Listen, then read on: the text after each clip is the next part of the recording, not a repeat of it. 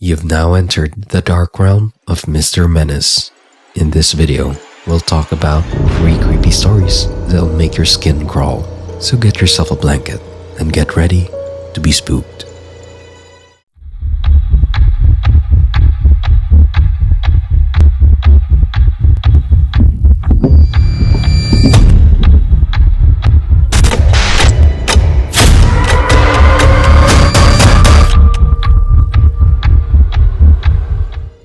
Number 1. The Boy with No Eyes. One night when I was 10, I was woken up by my bedroom door opening, followed by someone sitting on my bed. I felt my leg grazed and the bed sink under a person's weight. It's just Mom, I thought, and I opened my eyes. It was not my mom. I found an eyeless boy.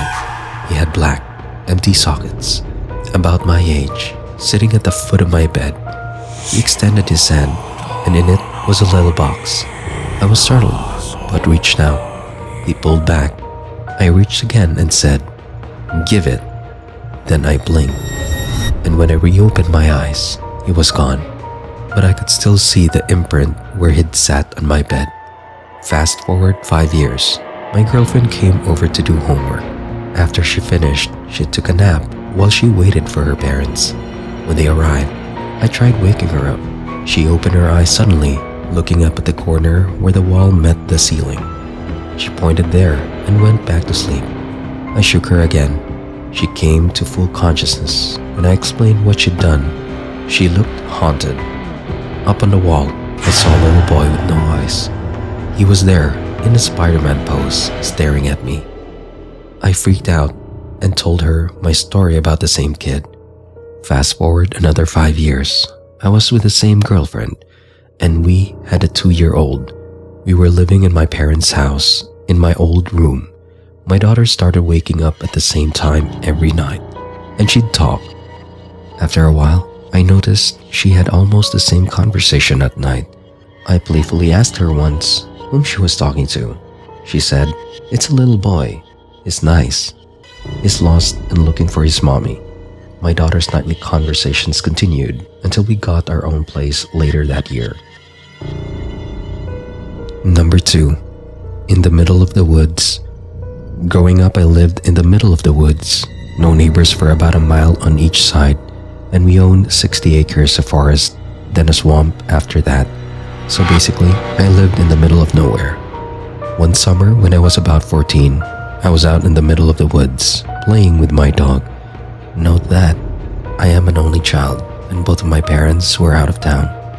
When I kept feeling something hit my elbow, I'd go to throw Max's ball and the bump would make me throw it almost straight up. Assuming it was just me bumping it on trees or something, I ignored it. After the 4th or 5th time of it happening, I thought, well, this sucks. I'll go home.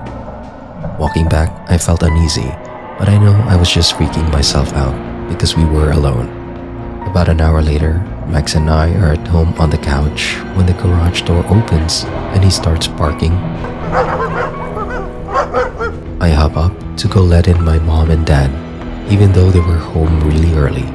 I peered through the peephole and saw the door was still shut and no one was in the garage. Wiping Max down, I opened the door slowly and called out for my dad. Nothing. No response at all. So I go out to check the door and it's still locked. Okay, sure. Weird. But oh well. Max heard it too. So at least I know I'm not crazy. About 20 minutes later, I hear the door open again. And this time, Max starts growling like crazy. I quiet him down again and just assume it's the wind or something making noise even though by this point my heart is racing. I hear footsteps coming up the stairs and think, oh geez. Dad really is home this time, and hop up and run to the door. It starts to jiggle, so I run faster to let him in.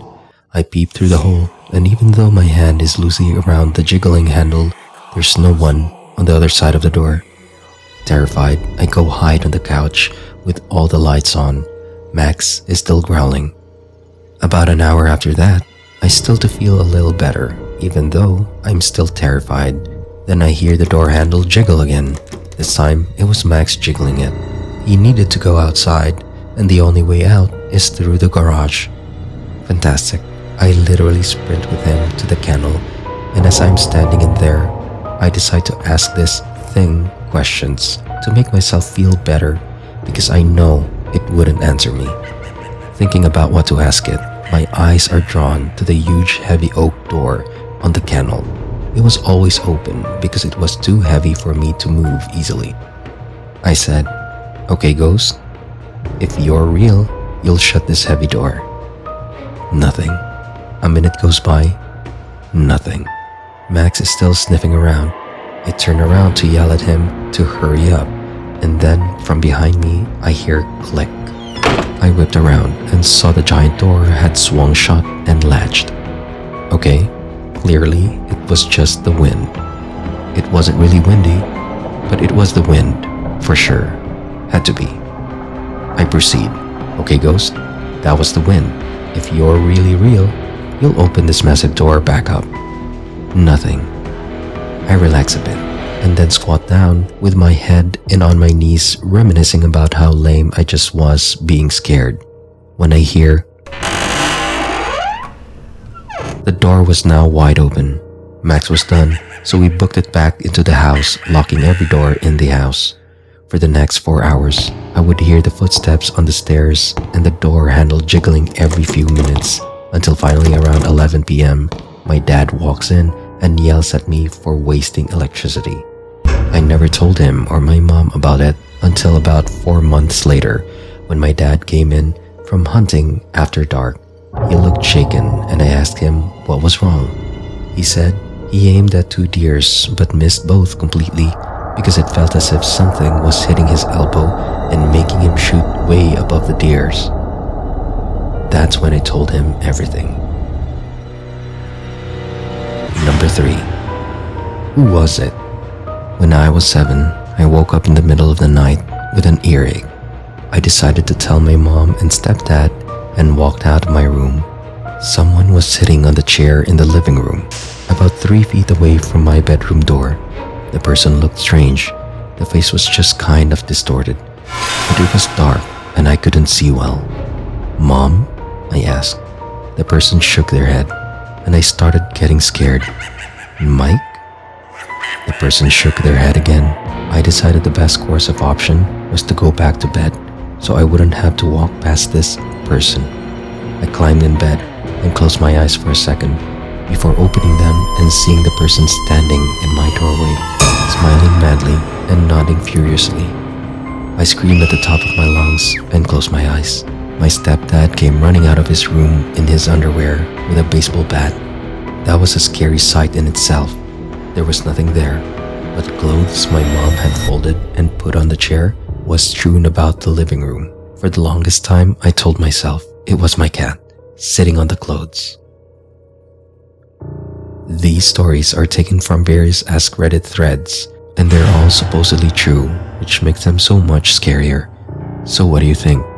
If you have other creepy and scary experiences, let us know in the comments, because your story might be featured in our next video.